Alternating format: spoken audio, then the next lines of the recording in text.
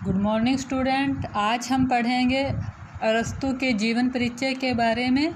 अरस्तु राजनीति विज्ञान के जनक हैं और वह यूनान के दार्शनिकों में सुकरात, प्लेटो के बाद अरस्तु का नाम उल्लेखनीय है। यह यूनान की गुरु शिष्य परंपरा का तीसरा सोपान था। यूनान का दर्शन बीज की तरह सुकरात में आता और लता की भांति प्लेटो में फैलता और पुष्प की भांति अरस्तु में खिल गया। ये एक लाइन है कि बीज है वो सुकरात है और लता है वो प्लेटो है और पुष्प है वो अरस्तु है। गुरु शिष्य की इतनी महान 3 पीढ़ियाँ विश्व इतिहास में और कहीं दिखाई नहीं देती। तो अब हम पहले प्लेटो देख चुके हैं। प्लेटो के गुरु हैं वो सुकरात हैं। सुकरात है वो एक महान आदर्शवादी विचारक थे। उनके शिष्य हुए प्लेटो। प्लेटो का यथार्थ और वैज्ञानिक दृष्टिकोण का अध्ययन हम इससे पहले कर चुके हैं। और उसके बाद प्लेटो के शिष्य अरस्तु बहुमुखी प्रतिभा का धनी था। मानव जीवन और प्रकृति विज्ञान का शायद ही कोई ऐसा पहलू हो जिसका चिंतन अरस्तु ने ना किया हो। उसकी इसी प्रतिभा के कारण उसे बुद्धिमानों का गुरु कहा जाता है। अब प्रश्न बन रहा है यहाँ पे छोटा, बुद्धिमानों का गुरु कौन है? तो उत्तर होगा अरस्तु। सामाजिक विज्ञान में नवीन विषयों का जन्मदाता कौन है? अरस्तु। मैक्सी ने उसे प्रथम राजनीतिक वैज्ञानिक कहा है। आने वाले टाइम में हम देखेंगे भी उन्होंने ऐसे क्या कार्य किए कि उन्हें प्रथम राजनीतिक वैज्ञानिक कहा गया। उससे पहले हम अरस्तु के जीवन परिचय के बारे में थोड़ा जान लेते हैं। तो अरस्तु का जन्म है वह 385 ईसा पूर्व यूनान में हुआ। वह प्लेटो के शिष्य और सिकंदर के गुरु थे। अब ये इम्पोर्टेंट प्रश्न बन रहा है, विश्व विजेता सिकंदर के गुरु कौन थे? अरस्तु थे। उनका जन्म स्टेगिरिया नामक नगर में हुआ। अरस्तु ने भौतिक, अध्यात्म, कविता, नाटक, संगीत, तर्कशास्त्र, राजनीति शास्त्र, नीति शास्त्र, जीवन विज्ञान सहित कई विषयों की रचना की है। अब देखो, अरस्तु सिर्फ राजनीति विज्ञान के ही जनक नहीं है, उसके साथ साथ किस किस विषय के जनक हैं?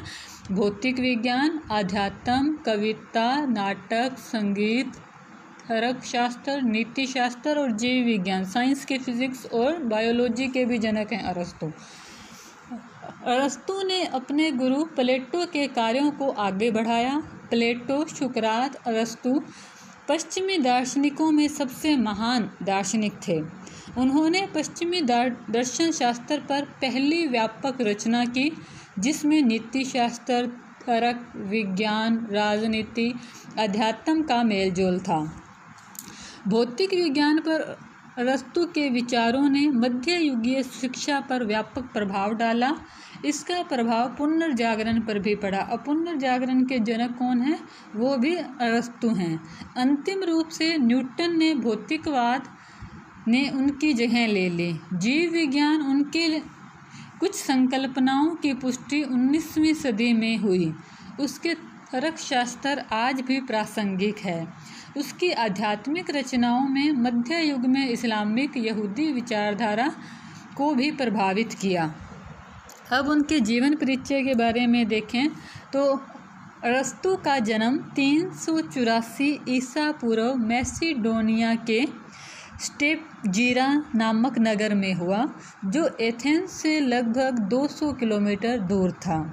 अरस्तु के पिता मैसिडोनिया के राजा और सिकंदर के पितामह मतलब दादाजी एंडोटस के मित्र और चिकित्सक थे। उनके पिता चिकित्सक और वेद थे, वेद परिवार से थे वो।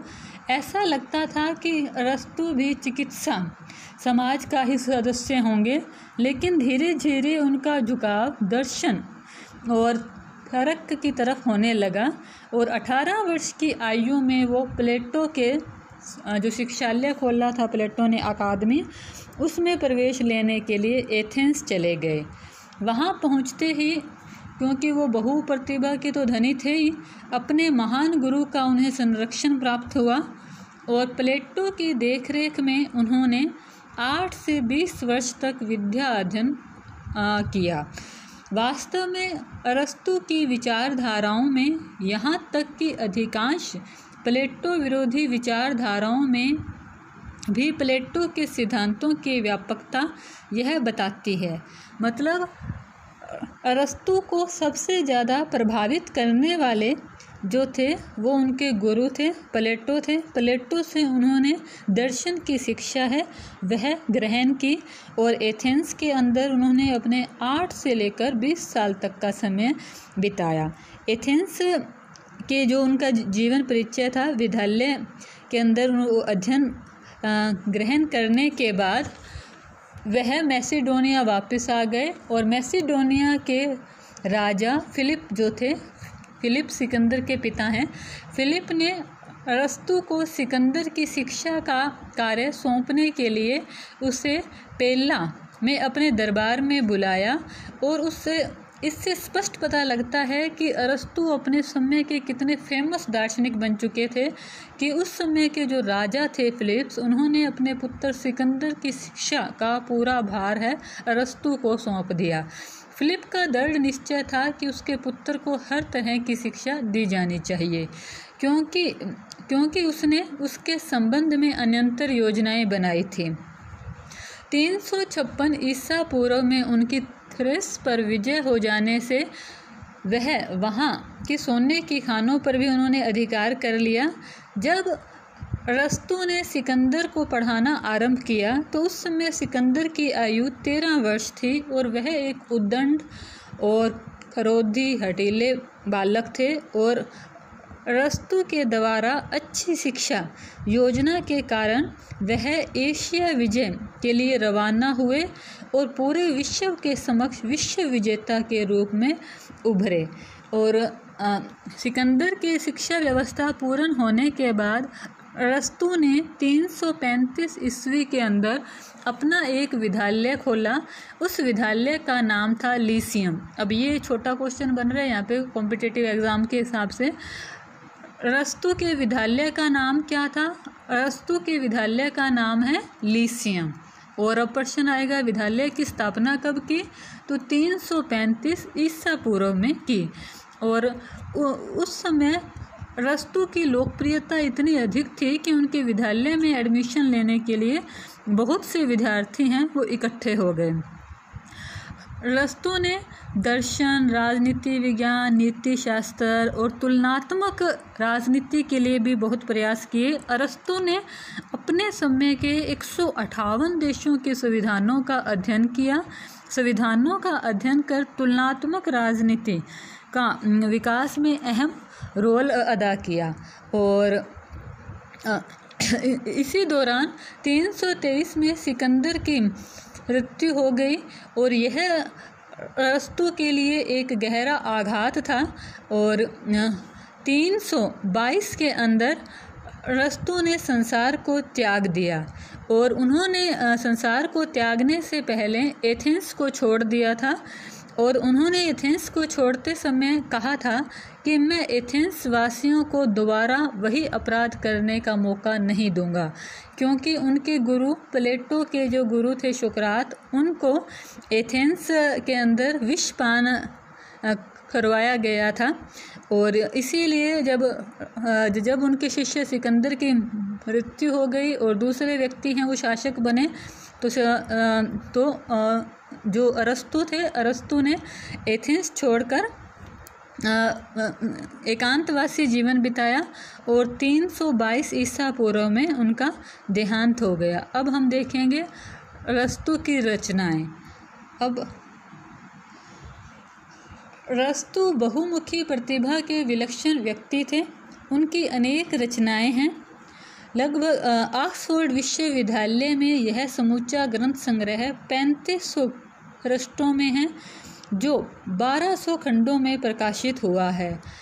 अरस्तु के जीवन चरित्र के साथ जो सूची दी है उसमें अरस्तु की लगभग 400 रचनाएं बताई जाती हैं।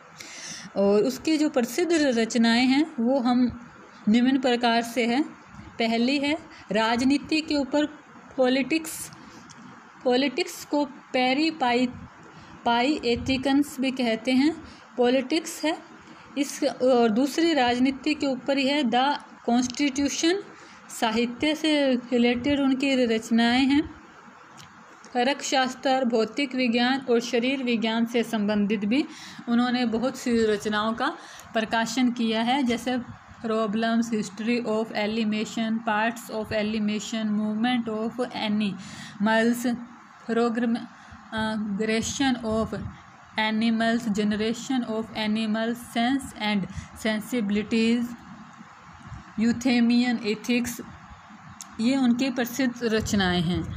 अब हम देखेंगे पॉलिटिक्स। पॉलिटिक्स अरस्तु की महान रचना है, जिसे राजनीति शास्त्र पर लिखा गया बहुमूल्य निधि माना जाता है। इसमें पहली बार राजनीति को एक वैज्ञानिक रूप दिया है। प्लेटो राजनीति और नीति शास्त्र में ज़्यादा भेद नहीं करते, जबकि अरस्तु ने अपने इस ग्रंथ में राजनीति को नीति शास्त्र से पृथक किया है। पॉलिटिक्स के विषय में अनेक विरोधी भावनाएं और विचार भी विद्यमान हैं, उसकी भी आलोचना की जाती है, लेकिन यह राजनीति विज्ञान में अरस्तु की अनुपम देन है। प्रोफेसर बाकर ने कहा है, राजनीति क्षेत्र में यह सर्वश्रेष्ठ रचना है। पॉलिटिक्स जो रचना है वो 8 भागों में विभक्त है। पहला भाग राज्य के नेचर और दास्ता का वर्णन मिलता है। दूसरे भाग में प्लेटो के आदर्श राज्य की आलोचना की गई है। तीसरे भाग में संविधान के विभिन्न रूपों का वर्णन किया गया है। चौथे भाग में राजतंत्र के अलावा सब प्रकार के संविधानों का विवेचन है। राजतंत्र का वर्णन तीसरे भाग में भी है, मतलब जो उस समय की शासन प्रणालियाँ थी, राजतंत्र, कुलीन तंत्र, प्रजातंत्र, सभी के बारे में उन्होंने चौथे भाग में वर्णन किया है। पांचवें भाग में क्रांति और उसके कारण, उसे दूर करने का वर्णन किया गया है। छठा भाग, इसमें उपरोक्त विषयों को पूर्ण किया गया, जो ऊपर वर्णित विषय थे जैसे राजतंत्र, क्रांति, सभी के बारे में पूर्ण रूप से विवेचन किया गया है।